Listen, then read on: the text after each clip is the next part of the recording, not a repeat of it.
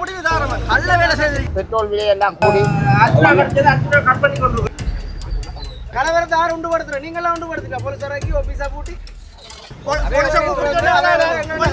உறவுகள் அனைவருக்கும் வணக்கம். நாங்கள் மீண்டும் ஒரு காலையூடா சந்திக்கிறோம். யாழ்ப்பாணத்திலிருந்து இன்றைய நாளில் நாங்கள் நிற்கக்கூடிய பகுதி யாழ்ப்பாணம் முத்தவழி மைதானத்துக்கு அருகாமையில் வந்து நிற்கிறோம். உலக நாடுகளில் ஏற்பட்டிருக்கின்ற அசாதாரணமான சூழ்நிலவரம், அதோட முக்கியமாக போர்ச்சூழல் காரணமாக இந்த எரிபொருட்களில் ஏற்பட்டிருக்கின்ற விலை மாற்றம் வந்து இன்றைய நாளில் இலங்கை பூராகவும் பல மாவட்டங்களில் ஒரு போராட்டத்தை முன்னெடுக்கக்கூடிய நிலவரத்துக்கு வந்திருக்குன்னு சொல்லலாம்.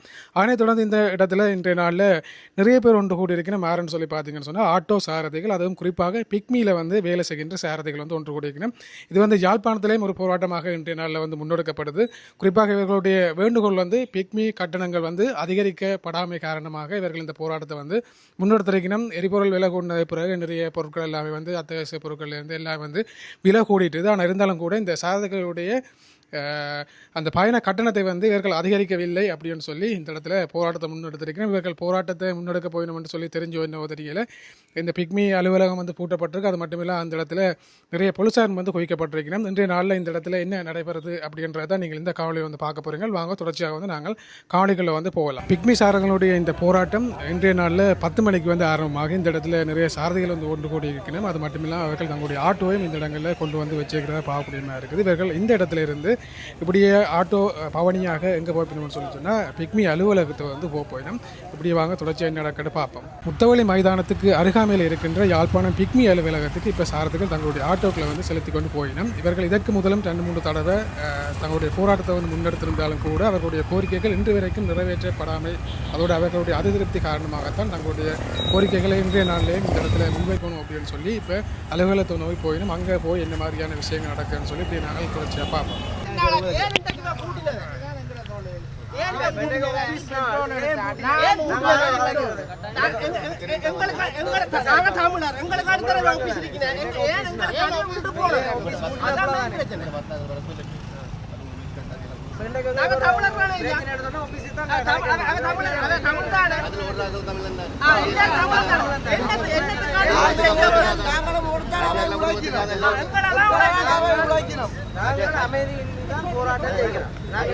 முறையா கேட்டவே லெட்டர் ஒன்று தாங்கோ, லெட்டர் மூலமா எழுத்து மூலமா தந்தால் தாங்க செய்ய மாட்டோம்.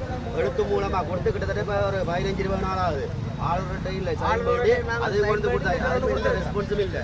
உங்களுக்கே தெரியும் சார், பெட்ரோல் விலை 400 ரூபாய். கொழும்புல பாருங்க எத்தனை பேர் எத்தனை மீடியா வந்திருக்கு கொழும்புல, எத்தனை மீடியா லைவா வந்திருக்காங்க.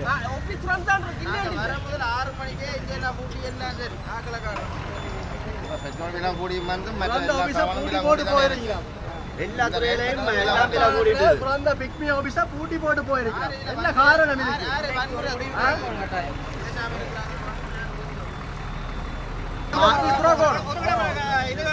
நீங்க ஒரு மாசமா போட்டி போட்டு அதுக்கு அடுத்த நாள் வந்து திறந்தாலும் நாங்க அந்த வந்து நிற்போம். இதுக்கு தீர்வு கிடைக்கும் மட்டும் நாங்க வந்து நிற்போம்.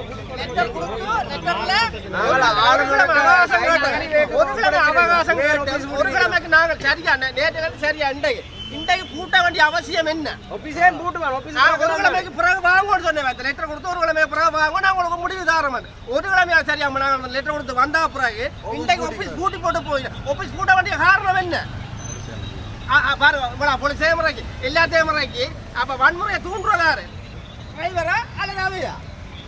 நாங்கள் தூண்டவும் இல்லை.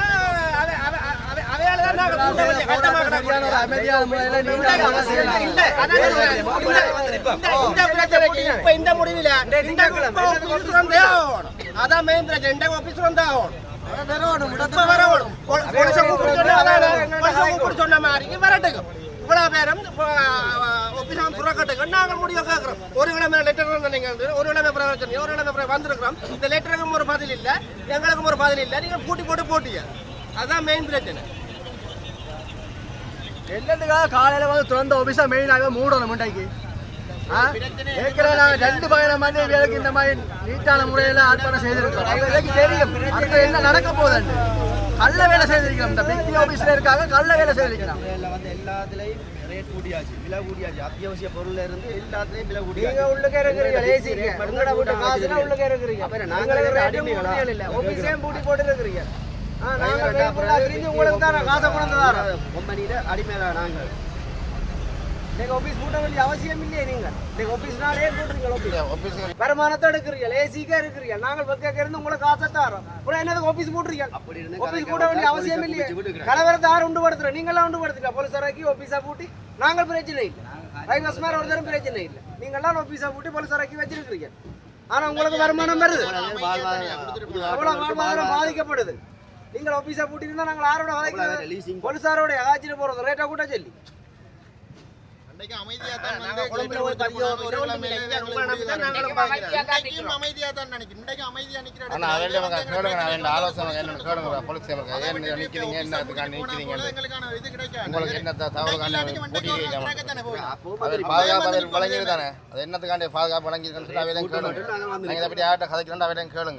நாங்கள் போன கிழமை இதுவரைக்கும் அந்த பதிலும் இல்லை இன்றைக்கு பதிலுக்கு வந்தா ஆபீஸ் கூட்டி போலீஸாராக்கி வச்சிருக்கணும் அப்ப ரைவர்ஸ் மேருக்கு ஐடியில பிரச்சனை ஏதாவது ரோட்ல பிரச்சனைனா நாங்கள் எந்த ஆபீஸுக்கு கதைக்கிறது ரெக்டா கொழும்புக்கு ஹெட் ஆஃபீஸுக்காக கதைக்கிறோம் ஹெட் ஆஃபீஸுக்கு கதைக்கிறேன்னா இந்த ஆபீஸா தேவை இல்லை பூட்டட்டும் இந்த ஆபீஸ் தேவை இல்லை நாங்கள் ஹெட் ஆஃபீஸோட காய்ச்சி கொள்ளுவோம் இந்த ஆபீஸா பூட்டுங்க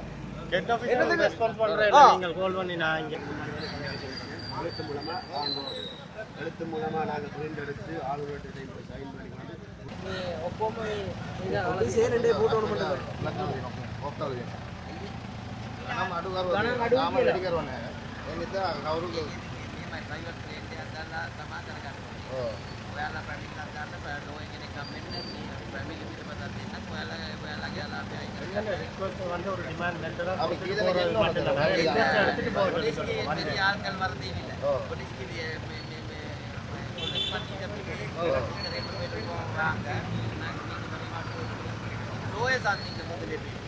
லோயர் சாந்திங்க லோயர் இன்ஸ்ட்ரக்ஷன் எடுத்துருவாங்க போலீஸ் லோயர் அதுக்கு கோபிதாரு கழித்த முறைப்பாடு போட்டு போகிறோம் நான் லோயர் கழித்த எடுத்துருவாங்க நான் கோபிதாரு அங்கே போய் கேஸ் போட்டு டேமேஜஸ் அப்படி தான் எந்த பிரான்ச் எந்த எம்ஓ பிரான்ச் வரும் மக்கள் எந்த சரி வாக்கிலே அங்கே நான் சரி நான் வா தேங்க்யூ சார் தேங்க்யூ எல்லாருக்கும் வணக்கம். என்ன செஞ்சோன்னா நாங்கள் இந்த ரேட் பிரச்சனை வந்து இப்போ 3ஆம் தரமாக நாங்கள் இந்த போராட்டம் ஆரம்பிச்சிருக்கிறோம்.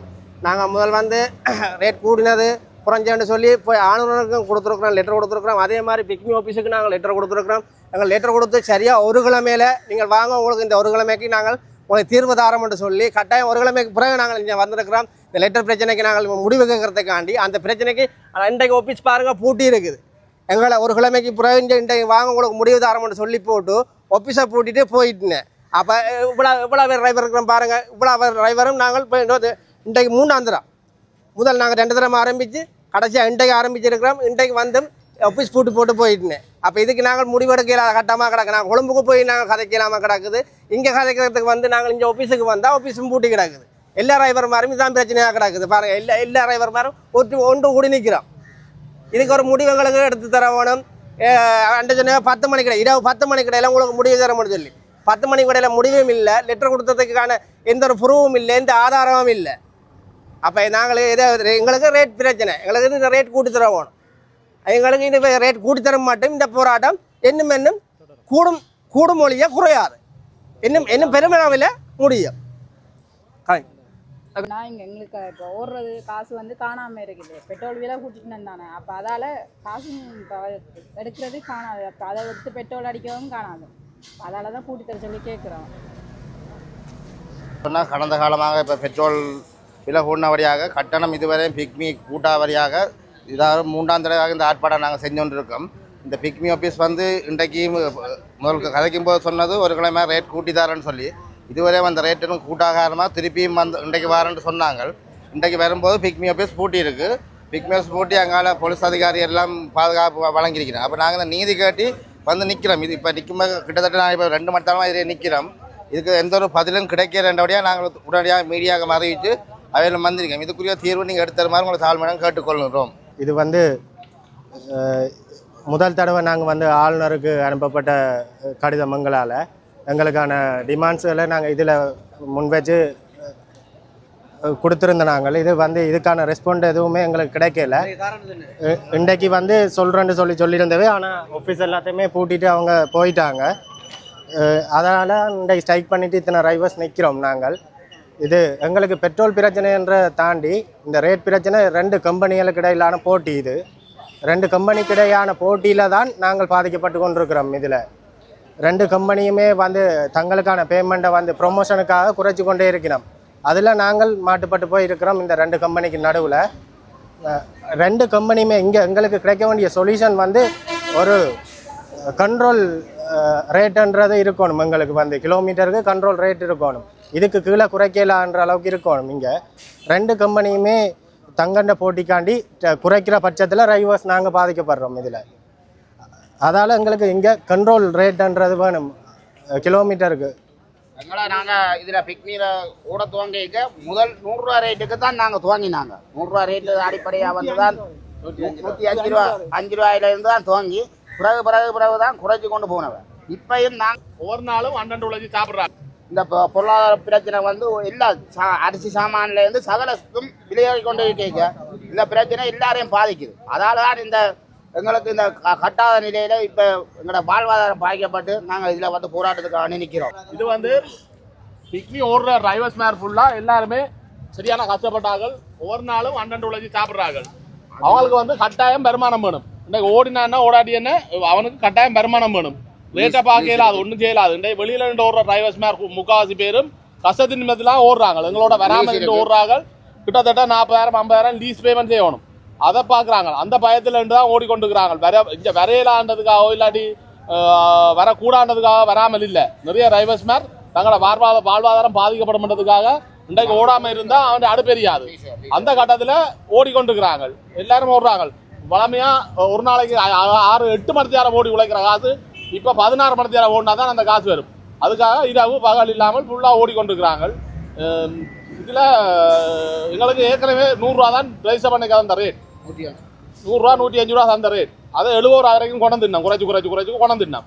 இப்போ நாங்கள் பெட்ரோல் விலை கூடி நாங்கள் பழைய ரேட்டை தான் கேட்குறோம். அதை விட கூட்டி தர சொல்லி கேட்க இல்லை.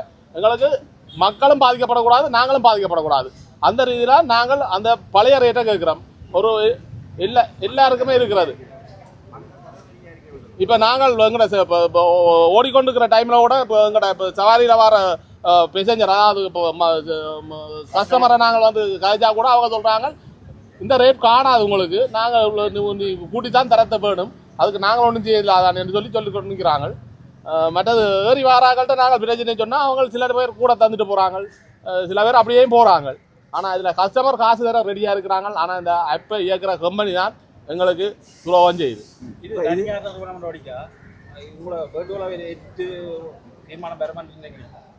வர வேணும்.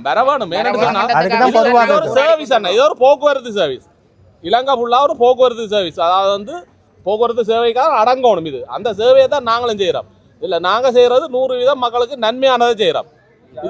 இதில் வந்து மக்கள் போக்குவரத்து சேவையில் இலங்கை போக்குவரத்து சபையிலேருந்து எல்லாமே இருக்குது. அது அரசாங்கம் அதுக்கு ஒரு பெண்கள் தான் அது கவர்மெண்ட் இதில் பார்த்து கெசட்டில் கொண்டு வரும். இது தனியார் நிறுவனம் படிக்க சாத்தியப்படுமானது முடிவெடுத்து தான் இந்த ரேட்டை செய்திருக்கிறார். தன்னிச்சையான முடிவெடுத்து இந்த ரேட்டை செய்ததால நாங்கள் இன்றைக்கு வளத்துக்கு வந்திருக்க வேண்டியிருக்கு. எங்கள்கிட்ட கேட்குறேன் இல்லை, இல்லாட்டி பிராஞ்சில் கேட்குறேன் இல்லை, பிராஞ்சை கேட்டு செய்தாரோ தெரியலையோ எங்களுக்கு தெரியாது. ஆனால் ஏற்கனவே இந்த 100 ரூபா 70 ரூபா வரைக்கும் கொண்டாந்து விட்டதாலாம் எங்களுக்கு இப்போ பிரச்சனை. எங்களுக்கு அந்த பழைய ரேட் இருந்தால் கூட நாங்கள் இப்போ பெட்ரோல் விலை கூடினா கூட நாங்கள் ஓடி இருப்போம். மக்களுக்கான இது சம்பந்தமா நீங்கள் ஆளுங்கட்சி பாராளுமன்ற உறுப்பினர்கள் இல்லை ஆளுங்கட்சி சார்ந்தவர்கள் யாராவது நீங்கள் தொடர்பு கொண்டு இது சம்பந்தமா உங்களோட கோரிக்கையை இதுவரைக்கும் நாங்கள் போகல. இன்றைக்கு தான் அது சம்பந்தமா ஆலோசித்து கொண்டிருக்கிறோம். நாங்கள் கடந்த இந்த ஆர்ப்பாட்டத்தில் ஆளுநருக்கு வந்து கடிதம் சமர்ப்பிச்சிருக்கோம். ஆளுநருக்கு